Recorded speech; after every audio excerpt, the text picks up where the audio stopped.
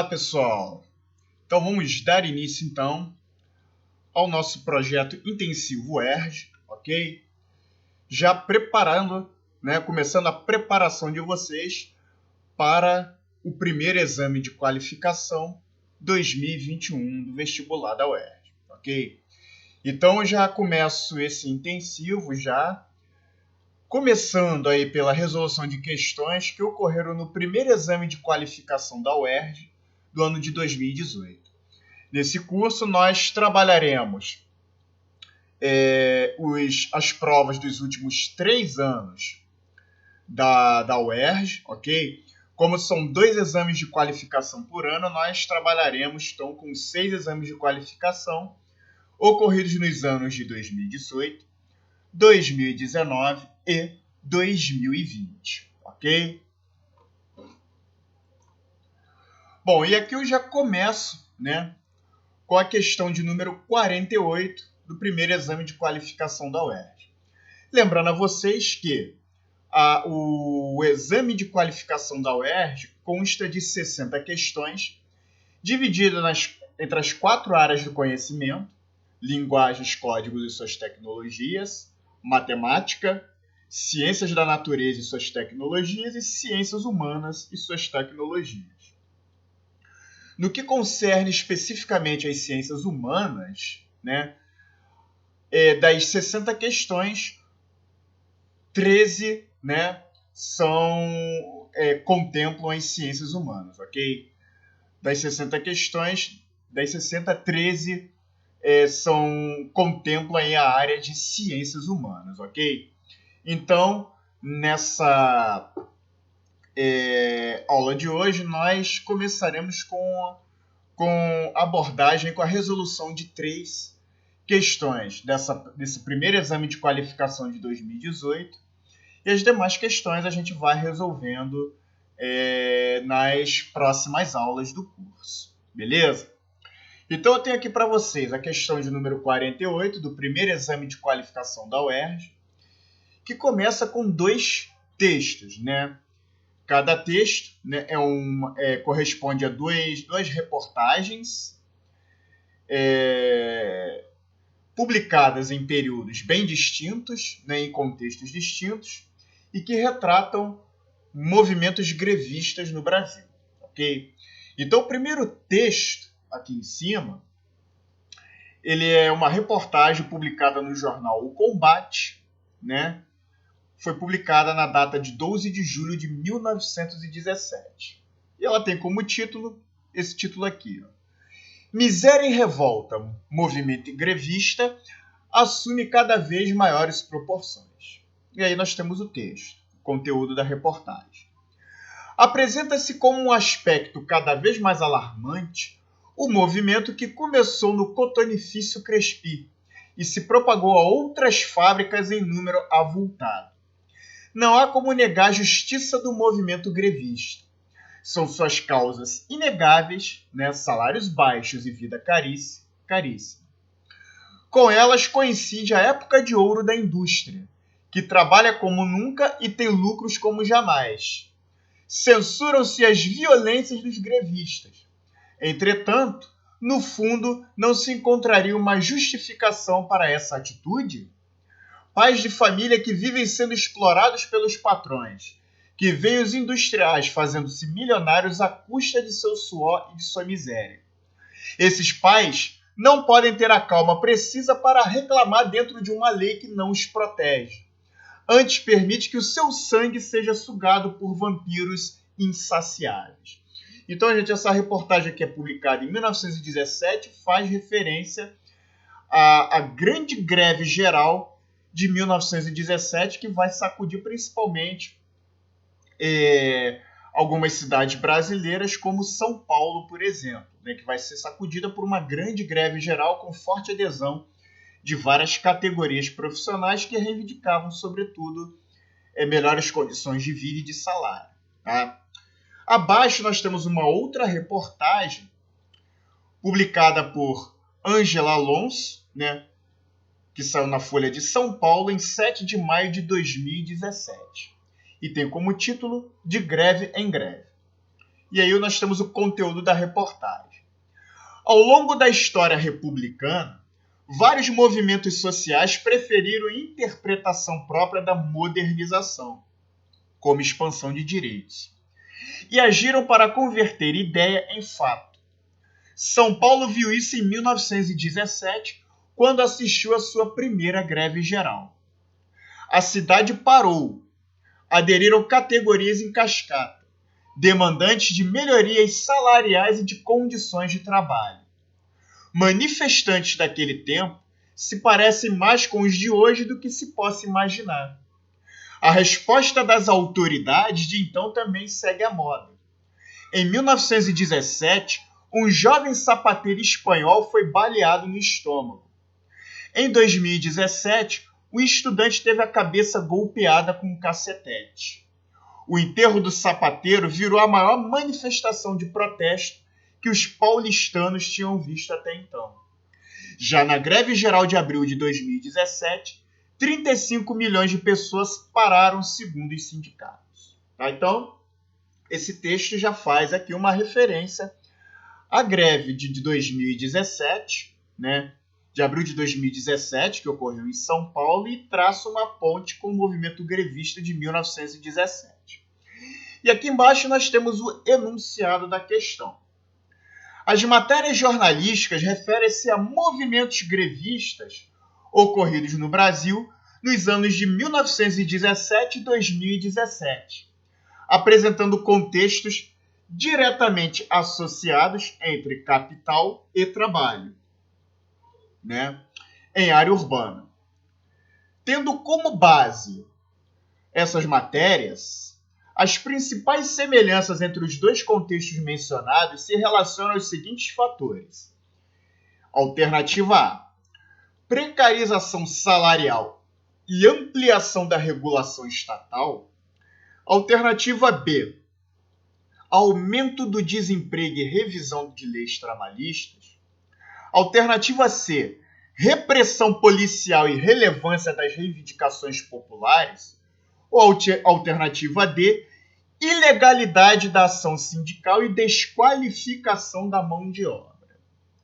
Bom, gente, deixa eu só ligar aqui o ponteiro, meu ponteiro, para a gente fazer as marcações. Deixa eu selecionar aqui, pronto. Bom, para a gente entender essa questão, né, cabe a gente entender o contexto da greve de 1917 e o contexto da greve de 2017. Né? O que cabe a gente legar primeiro em relação à greve de 1917? A gente tem que destacar o fato de que as cidades como Rio de Janeiro e São Paulo se tornaram, ao longo do século XX, núcleos urbanos diretamente afetados pela expansão industrial. No início do século XX, o surgimento de estabelecimentos diversificados ligados à produção de bens de consumo não duráveis interferiu na configuração do proletariado fabril das cidades, ou seja, o desenvolvimento da indústria ligada à produção de bens de consumo não duráveis, como tecidos, calçados, sabão, né, material de limpeza, né, que são bens de consumo não duráveis, ela propiciou a formação de uma classe operária nas cidades. Tá? Então, nessa conjuntura, as condições de trabalho e de salários desses operários caracterizaram-se pelas extensas jornadas de trabalho, baixos salários e graves problemas de insalubridade. Então, ao mesmo tempo que a gente tem o crescimento dessa classe operária, a gente tem aí o crescimento dos problemas a que essa classe de trabalhadores estavam submetidos. As extensas jornadas de trabalho, os baixos salários e os graves problemas de insalubridade.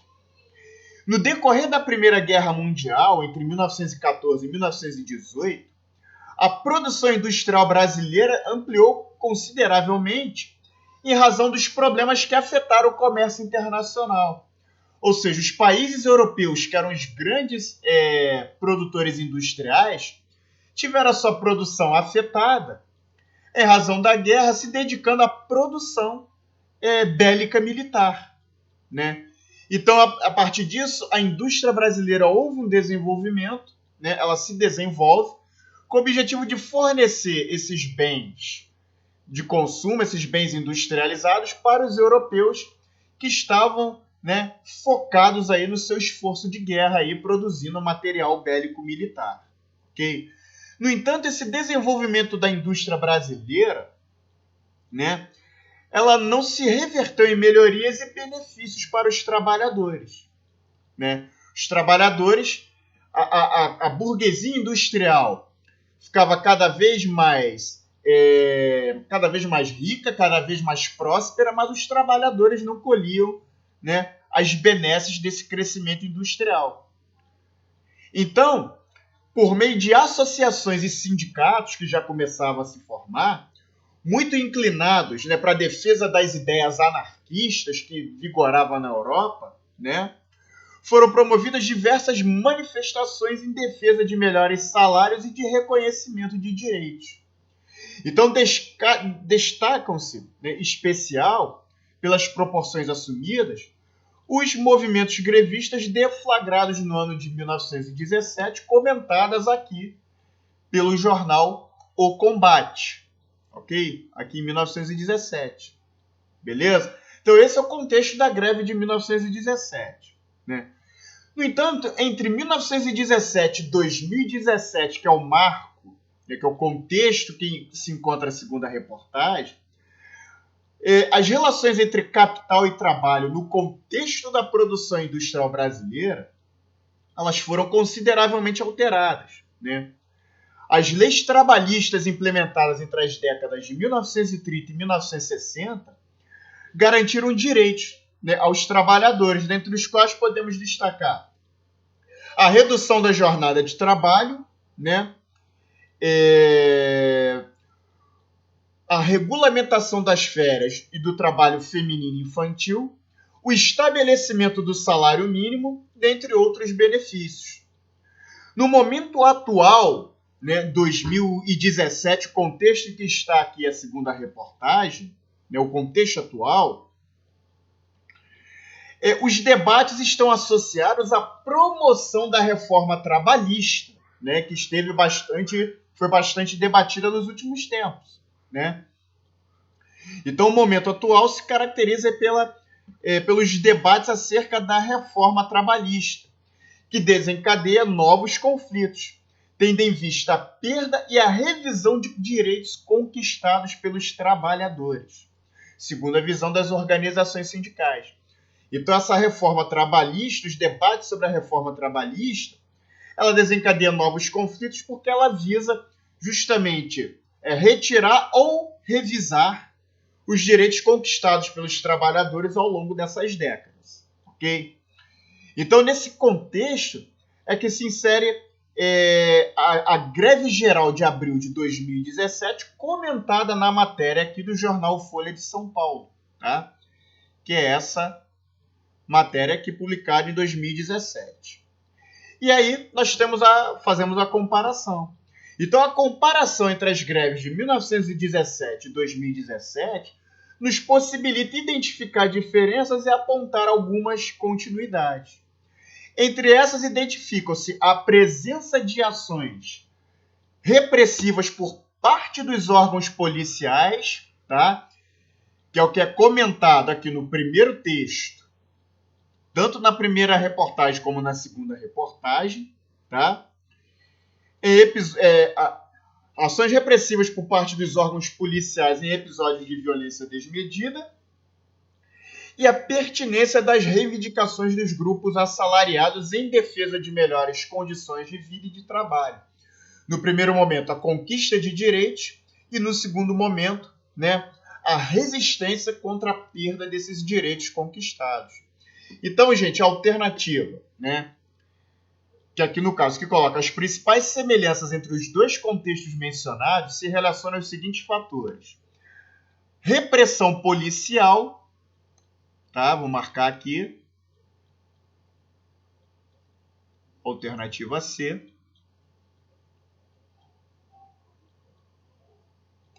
Repressão policial e relevância das reivindicações populares. ok?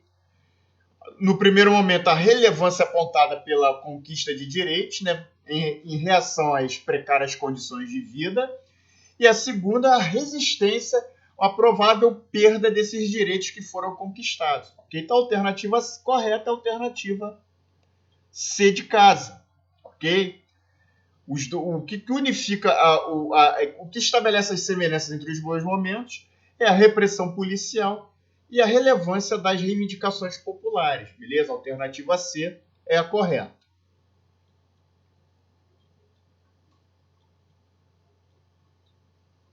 Bom, e seguindo nessa prova aqui, né, nós temos a questão 49, ela nos coloca dois mapas aqui, né, sobre a questão do emprego e desemprego nos Estados Unidos. Né. Nesse primeiro mapa, ela coloca aqui, ela visa mapear os empregos mais comuns dos imigrantes, que os imigrantes ocupavam nos Estados Unidos em 2013, né, isso por estado. Então, nós temos aqui algumas categorias de destaque. Né? Trabalhadores agrícolas, zeladores, operários da construção civil, enfermeiros, cuidadores, embaladores, motoristas de caminhão, caixas de mercado e supermercado, cozinheiros, balconistas, empregados domésticos, professores, desenvolvedores de softwares e açougueiros. Né? São as categorias profissionais ocupadas aí pelos imigrantes nos Estados Unidos durante o ano de 2013. Nesse segundo mapa, nós temos aqui a taxa de desemprego nos Estados Unidos em 2017. Então, nesses estados aqui com marrom, as taxas ficam acima de 7%, mais avermelhada aqui, entre 6% e 6,9%, nos laranja, 5% a 5,9%, nesses estados aqui amarelos, em amarelo, 4% a 4,9%. Em bege, 3%. Em mostarda, né? Ou melhor, aqui em mostarda e aqui em amarelo, 3% a 3,9% e abaixo de 2,9% na área branca. Então, diante da apresentação desses mapas, o enunciado da questão nos pede o seguinte. O atual presidente norte-americano defende uma política migratória que, segundo ele, irá reduzir os patamares de desemprego no país. Considerando as informações dos mapas e as características socioeconômicas dessa nação, existe fundamento para avaliar a eficácia dessa política como alternativa A, alta, dado percentual significativo de ociosidade nas unidades industriais, alternativa B, baixa, dado o índice inexpressivo de estrangeiro das populações regionais. Alternativa C, reduzida, dado o nível baixo de qualificação das ocupações dos não nacionais. Alternativa D, elevada, dado o perfil terciário predominante da economia das grandes cidades. Bom, gente, para a gente responder essa pergunta, cabe a gente contextualizar, né, esse discurso aqui do atual presidente norte-americano, Donald Trump. Né? Esse discurso é um discurso tipicamente anti-imigração. Né? E esse discurso anti-imigração ele é adotado por alguns líderes políticos europeus e estadunidenses, como tendo a exemplo de Donald Trump, e que é moldado para colher resultados eleitorais, considerando-se a insatisfação de parte da população local com os altos índices de desemprego. A gente pode ver aqui que os índices são realmente altos, né? E também como resultado de sentimentos racistas e xenófobos associados à presença de estrangeiros nesses países. Então esse é o contexto desse discurso anti-imigração. Então, em consonância, os dois mapas presentes no enunciado da questão expõem a falácia dessa tese de que a restrição à imigração resultaria na redução das taxas de desemprego para o cidadão local. E de que forma ela refuta essa tese? Né? Por um lado, o mapa com as taxas de desemprego por estado nos Estados Unidos demonstra que os valores são elevados tanto nas unidades federativas, com elevada presença de imigrantes, como Texas e o Novo México, né? Ficam mais ou menos aqui, ó, Texas e Novo México, quanto naqueles em que os percentuais de estrangeiros são baixos, como Ohio e Tennessee, né? O inverso também é verdadeiro, como se pode observar, por exemplo, na Califórnia, né?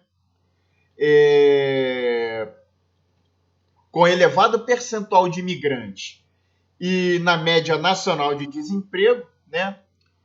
Ou seja, nesse estado aqui onde temos uma grande, forte presença de imigrantes, também temos aí uma alta taxa de desemprego, né? E em estados do Golfo do México, como a Louisiana e o Alabama, né? Um percentual muito baixo, com um percentual muito baixo de imigrantes e também com a presença de altos índices de desemprego. Então, essa relação presença de imigrantes e índice de desemprego não tem relação aqui, né, pelo que os dados nos colocam aqui nesse mapa. Ok? Além disso, ao se observar aqui o primeiro mapa, né, a gente pode observar aqui, eles aqui botaram aqui no primeiro mapa, né, fica evidente que grande parte dos empregos aqui é de baixa qualificação, né? Ou seja, como a gente pode ver aqui, os trabalhos aqui são trabalhadores agrícolas, zeladores, operários da construção civil, enfermeiros, cuidadores, caixas de mercado. Ou seja, são profissões de baixa qualificação que são ocupadas pelos imigrantes. E esse tipo de ocupação é tradicionalmente rejeitado, na maioria dos casos, pela população local estadunidense, cuja qualificação e expectativas excedem o perfil esperado para esse tipo de ocupação. Então, esses dados aqui também ajudam a refutar a tese, né, do discurso anti-imigração de que restringindo a imigração, a taxa de desemprego cai. Ok? E visto que os imigrantes eles ocupam profissões de baixa qualificação que são rejeitadas pela população local. Ok? Então, tendo por análise esses dois mapas aqui, né, e analisando, vendo, né, tendo por base essas duas análises que a gente fez aqui, que refuta essa tese do discurso anti-imigração, a alternativa correta, gente, a alternativa C de casa, novamente, né? Considerando as informações dos mapas e as características socioeconômicas dessa nação, existe fundamento para avaliar a eficácia dessa política como reduzida, dado nível baixo de qualificação das ocupações dos não nacionais. Tá? Dos não nacionais. Nível baixo de qualificação das ocupações dos não nacionais. Ok? Então, a alternativa correta aí dessa questão é a alternativa C de casa. Ok?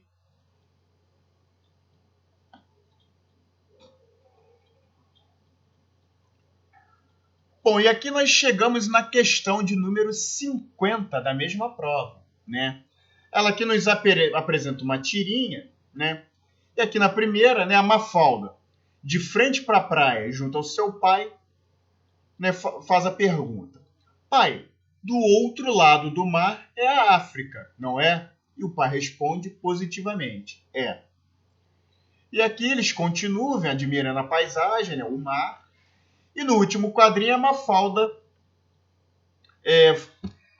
faz a seguinte afirmação, né? Ou elas foram dormir cedo, ou as girafas não têm o pescoço tão comprido como eu imaginava, né? Depois dessa tirinha, nós temos o enunciado da questão. Admita que os personagens dos quadrinhos estão olhando para o leste, certo? Vamos supor que os personagens da tirinha estão olhando em direção ao leste do globo terrestre. Dessa forma, eles estão localizados em uma praia situada no litoral da alternativa A, América do Sul. Alternativa B, Ásia das Monções, alternativa C, Europa Setentrional, alternativa D, Austrália Meridional. Bom, gente, essa questão aqui, ela é fácil, né? É uma questão que você tem a obrigação de acertar, né? Por quê? Porque a orientação espacial, nesse caso, ela possui como pressuposto a habilidade de localização, né? E é amplamente facilitada pela construção de mapas mentais do nosso espaço cotidiano. Ou seja, no caso da tirinha exposta no enunciado, a única localização possível dos personagens situados em uma praia litorânea, voltados para o leste e em direção ao continente africano, de modo que uma parte expressiva do litoral brasileiro e de outros países americanos situam-se de frente ao litoral ocidental africano. O que isso quer dizer?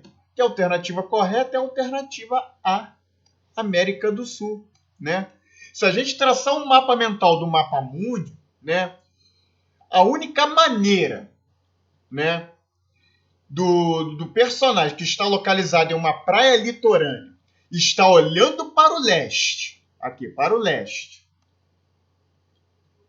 em direção de frente para o continente africano, ela só pode estar no litoral, né, oriental do continente sul-americano, ou seja, no Brasil e outros países aqui que possuem sua faixa litorânea, uma faixa litorânea oriental em direção ao leste de frente para o continente africano, ok? Então a alternativa A, gente, só pode ser América do Sul, ok? Admitindo que os personagens estão olhando para leste e de frente para o continente africano, eles só podem estar situados aqui no litoral oriental da América do Sul, ok? A alternativa A, nesse caso, é a correta, beleza? Então, essa questão aqui é uma questão fácil que vocês não podem errar na prova, ok? Uma questão desse tipo vocês não podem errar. A questão de orientação espacial é uma questão que vocês não podem errar, beleza? Bom, gente, a gente vai ficar por aqui, ok? Por hoje a gente encerra aqui. Na próxima aula eu retomo com resolução de mais questões do primeiro exame de qualificação da UERJ de 2018, beleza? Então, um forte abraço e até a próxima aula.